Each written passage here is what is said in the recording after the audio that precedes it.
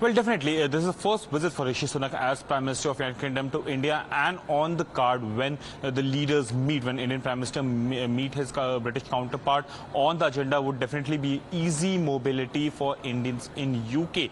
Apart from that, FTA and only yesterday, Prime Minister Sunak had said that FTA would be signed when it is for everyone to, gain from, every British citizen to gain from. Remember, the day Rishi Sunak took over as Prime Minister of United Kingdom, that was the actual deadline for the FTA to be signed. It hasn't happened till now. It's going to be almost a year now since Rishi Sunak is in office. There have been multiple rounds of discussion between India, Delhi and London, and both the sides have been pressing through to get the FTA signed as soon as possible. Mobility is something that has always been an issue between India and UK. Only last month, the British ambassador said that UK is trying to ensure that the visa wait time for Indians is reduced. Apart from that, Khalistan is also an issue. Khalistan is also an issue that will be discussed between the Prime Ministers. And remember, only yesterday, Rishi Sunak has said that Khalistan extremism will not be allowed in UK. So these issues will be at the focus when these leaders meet. But definitely at G20, UK is one of the closest ally that India have.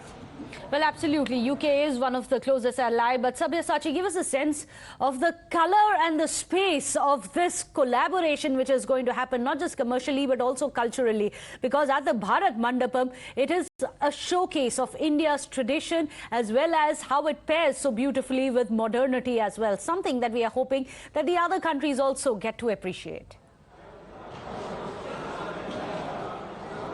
Well, absolutely. See, right now we are at the International Media Center, and this particular space is called the Digital India Experience Zone. Now, one of the major push of Prime Minister Narendra Modi is on the digital focus, and also you can see several stalls has been put out, and these stalls has been put out to attract foreign investment. Now, these apps, these digital innovation will be showcased to the foreign dignitaries as well as the foreign media. Now, what's interesting is this.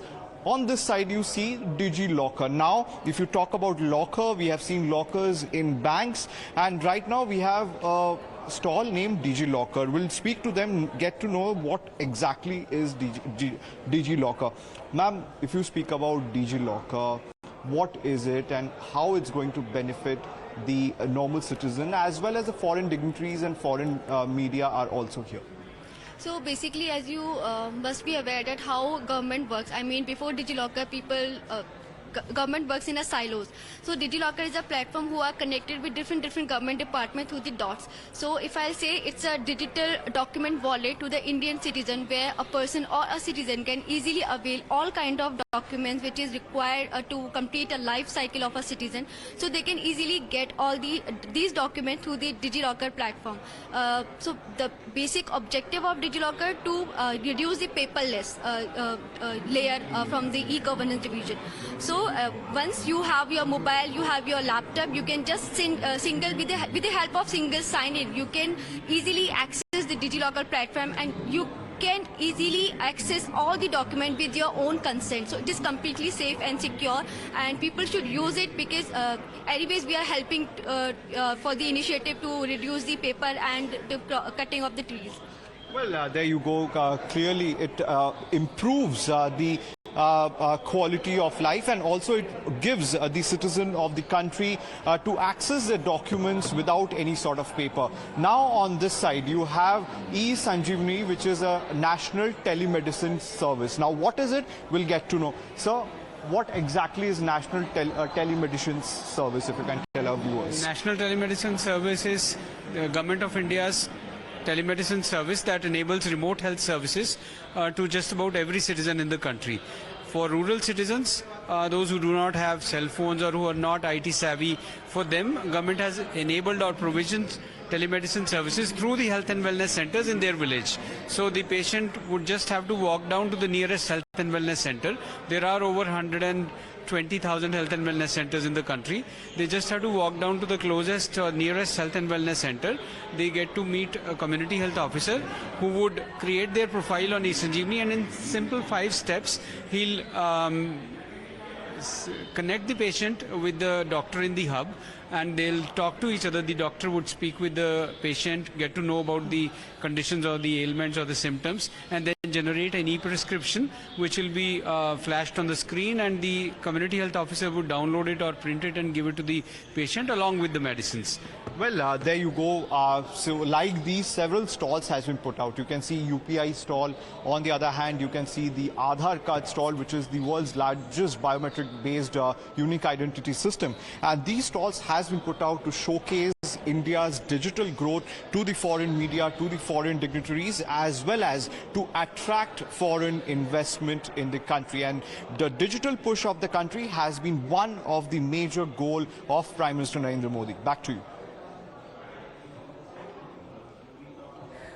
Well, that's exciting to hear. But even as we speak, of course, everyone's gearing up for a packed G20. You have those visuals of Rishi Sunak also, who has arrived along with his wife, Akshata. Let me go across to Aishwarya also, who's joining us. Aishwarya, exciting times, of course, ahead of us, especially today evening and then tomorrow again. But one of the big key leaders that everyone's going to be looking forward to is the arrival of the US President Joe Biden. Of course, we know the kind of bonhomie that India and US has been forging over the last couple of decades. But then what's going to be the big takeaways, or what we hope will be the big takeaways from Joe Biden's visit at the G20?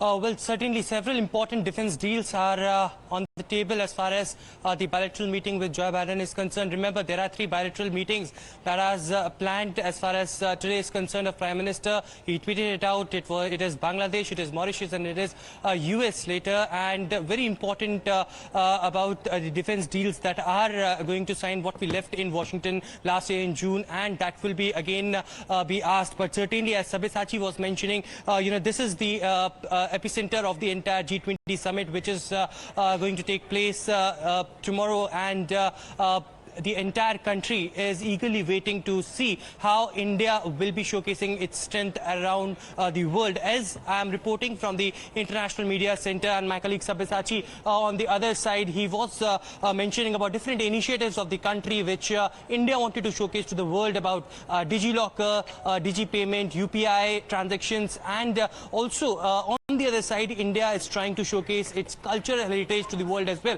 And now this very venue where I am standing is divided into 4 zones. The International Media Center, on the right, there are all the flags of the G20 nations which are placed over here, along with the mega board of G20, and also Vasudhaiva Kutumbakam, which is the theme of the entire G20. Right. One Earth, one family, one future. Beautiful to